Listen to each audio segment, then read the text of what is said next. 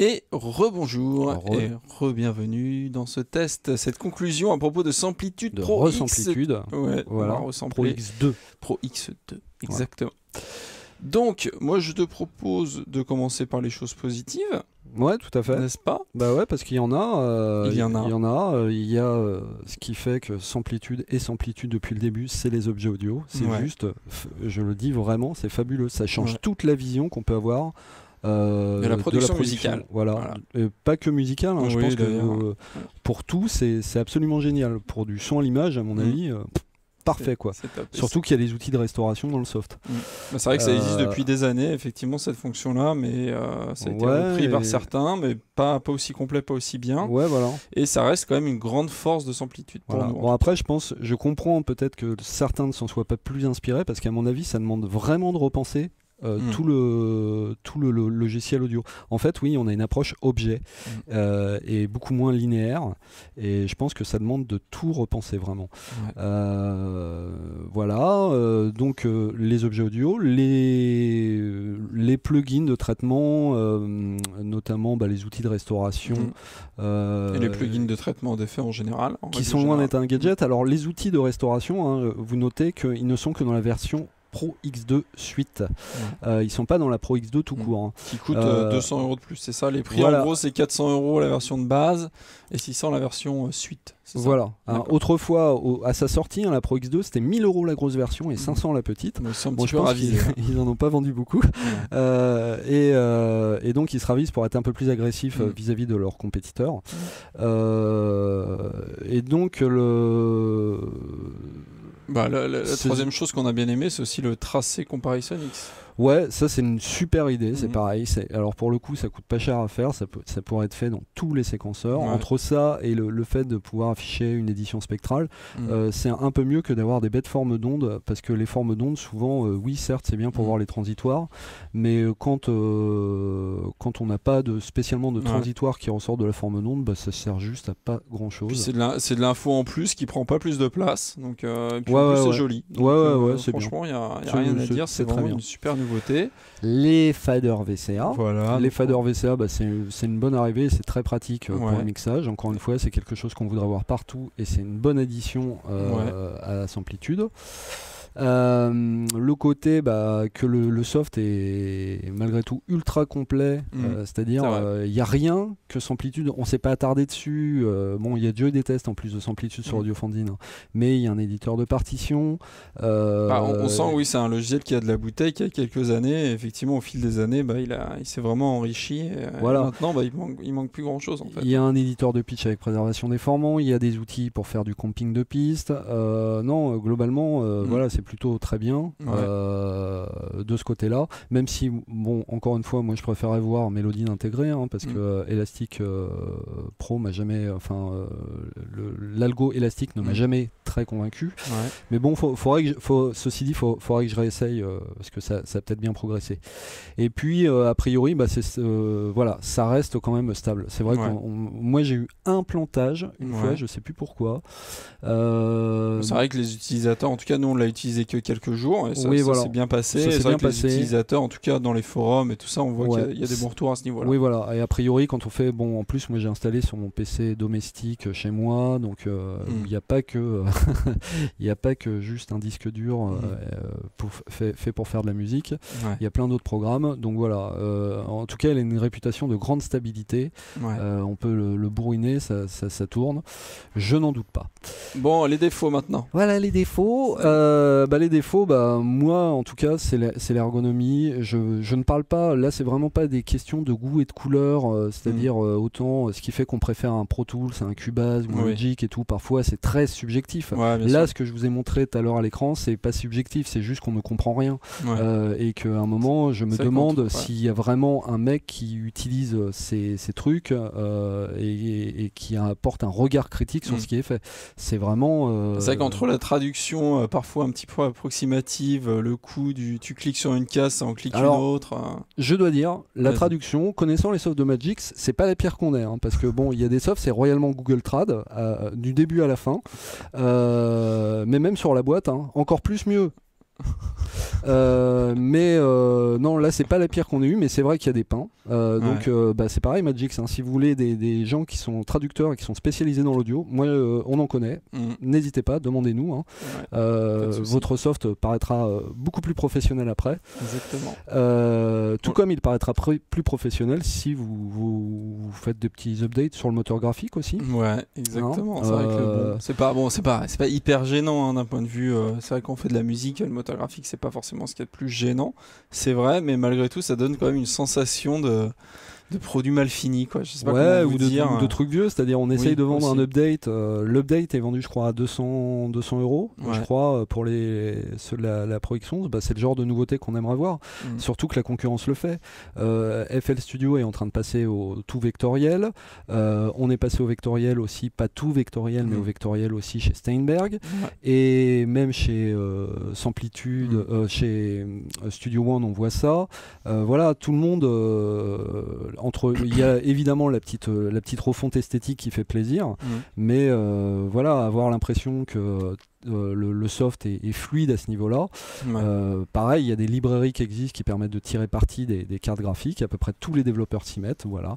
On attend que ce soit fait. Évidemment, il n'est pas question de tactile hein, pour l'instant. Encore une fois, c'est pareil. Là, la concurrence s'y est mise. Samplitude, je ne sais pas quand ça arrivera, mais c'est vrai que tout ça rajoute un petit peu au feeling 98, on va dire Windows 98 du logiciel. Tout à fait. Que, on n'a pas eu de Blue Screen of the Dev. Ça, c'est cool. Ça, c'est cool. Mais c'est là, les menus... je dirais du coup plutôt Windows 3.1 parce que Windows 3.1 lui il était stable hein. Exactement, c'est vrai que tous les menus et tout ça fait on a vraiment l'impression de retourner quelques années en arrière et pour faire de la musique ça gêne pas hein, ça c'est sûr, mais ça donne quand même une sensation de non et puis surtout on comprend tout à fait qu'ils puissent pas révolutionner l'interface dans la mesure où les anciens utilisateurs diront elle est où mon icône machin enfin voilà c'est ça le problème des softs qui vieillissent, c'est qu'il faut il faut à la fois apporter de nouvelles choses en restant rétro-compatible, en étant rétro-compatible avec les projets d'avant et puis avec les habitudes des gens, donc on arrive à des trucs un peu poulpesques, mais parfois faut savoir prendre des virages.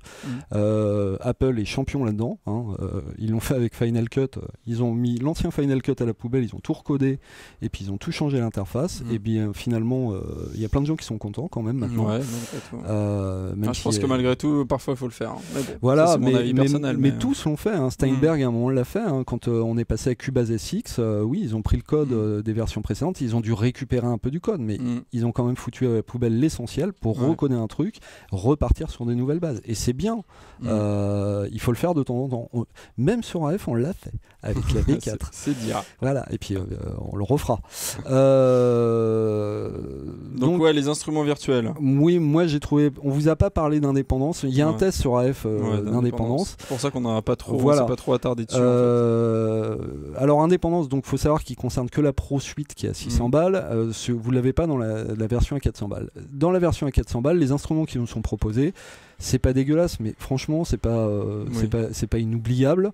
Voilà, il y a pas de round robin, tout ça. Voilà, on n'est clairement pas au niveau d'un Logic ou d'un Sonar à ce niveau-là. Ah oui, non, clairement pas. On est du niveau d'un petit Studio One. Ouais, voilà, à peu près. Studio One, c'est une des critiques du Studio One 3. Voilà. On lui sert à chaque version, donc bon, on va pas vous dire. Donc vous avez des sons à peu près pour tout, mais bon, c'est pas fou. Aussi le fait que ce soit que Windows.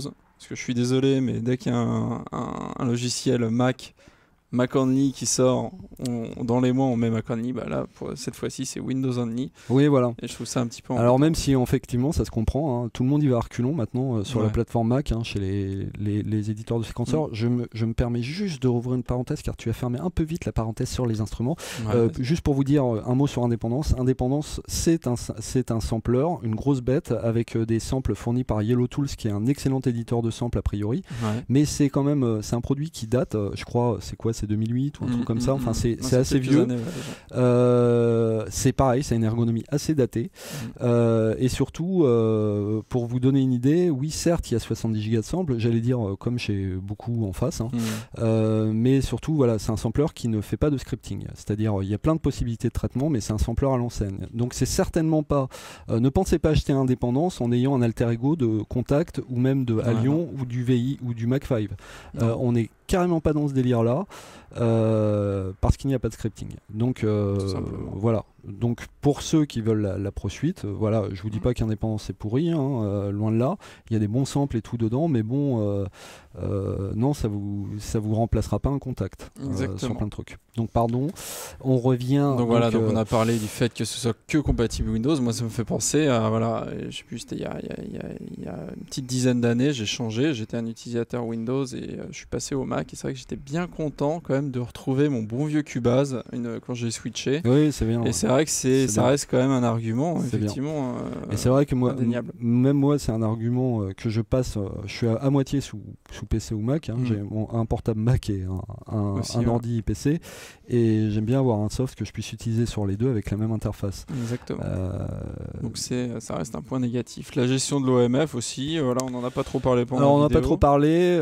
Disons que on avait fait examiner Samplitude à quelqu'un qui l'utilise comme séquenceur principal et qui lui a eu des problèmes sur l'OMF et sur les fichiers, l'import de fichiers Final Cut et tout. Et avec la vidéo aussi, la gestion de la vidéo. Et c'est très dommage parce que c'est vrai que l'objet audio c'est taillé pour faire du broadcast, c'est taillé pour faire du son à l'image. On sent que le soft est parfait pour ça. Et visiblement, bon, c'est pas ce qu'il y a de mieux dans le soft. Autre chose qui nous avait rapporté, qui est hallucinante, c'est qu'il n'y a pas possibilité de faire des sorties mono. Ouais. C'est que il y a quelques manques comme ça qui datent apparemment de quelques années. C'est ahurissant, oui.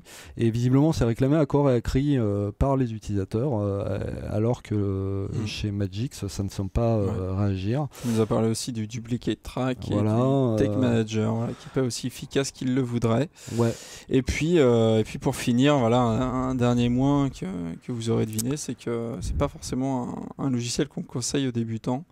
Parce que pour plein de raisons, voilà, vous l'avez vu, des menus. En fait, vraiment, je vous le dirais de l'essayer. Il y a une démo. Donc, mais à moins vraiment de tomber amoureux des objets audio, où là, j'allais dire, oui, il n'y a pas d'alternative. Il y a rien qui soit aussi puissant que Samplitude là-dessus. Sur le reste. C'est dur effectivement par rapport à la concurrence. Oui, on a l'impression d'avoir tout, mais tout un peu foutu, mal foutu quoi.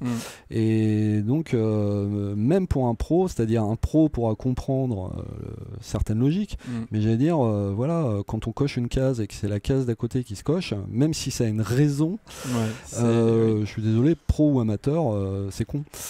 Donc voilà.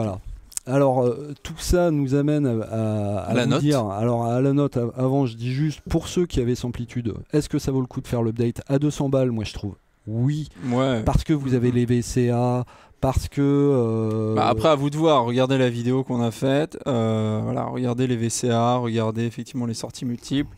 Vous voyez si vous allez en avoir l'utilité. Mais je trouve il n'y a pas d'arnaque à 200 balles. Voilà, pour les pros qui l'utilisent, ça peut valoir vraiment le coup. Maintenant, pour ceux qui cherchent un séquenceur ou qui veulent changer de séquenceur, essayez la démo, voyez ce que vous en pensez. Regardez notre vidéo et puis faites. Moi je suis plus mitigé, c'est-à-dire à 400 balles c'est loin d'être une arnaque vu que le soft est super complet.